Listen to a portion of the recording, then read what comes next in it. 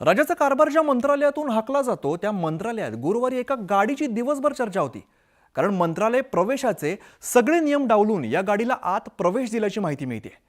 या गाडीला special treatment मिळण्याचं कारण काय आणि गाडीतली मंडळी नेमके कोणाचे पाहुणे होते याविषयीचा खास रिपोर्ट पाहूया। मंत्रालयातल्या एका शानदार एंट्रीनं बुधवारी सगळ्यांच्याच भुवया उंचावल्या। ही लॅविश एंट्री होती एका चकचकीत आणि अतिमहागड्या लॅम्बोर्गिनी गाडीची।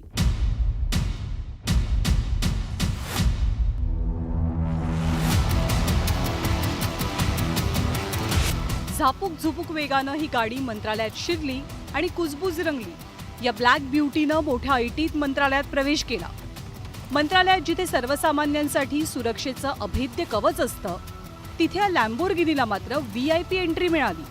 ना कोणतंही चेकिंग, ना कोणतीही अडवणूक। त्यामुळे ही गाडी कुणाची, आली कुठून आणि कुणाला भेटायला, असे एक ना अनेक प्रश्न उपस्थित झाले।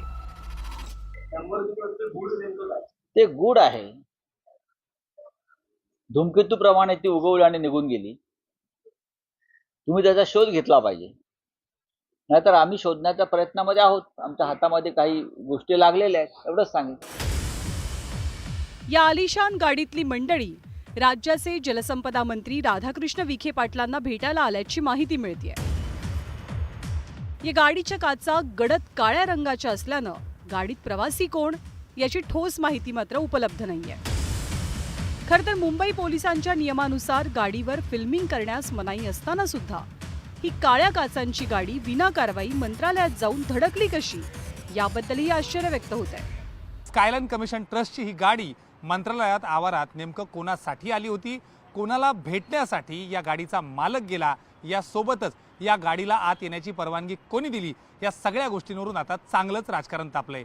एकंदरीत जनसामान्यांसाठी कडेकोट व्यवस्था करत असताना अशा पद्धतीनं धनदांडग्यांसाठी पायगड्या घालण्याचा प्रकार कितपत योग्य आहे, यावरून विरोधकांनी देखील चांगलंच रान उठवलंय।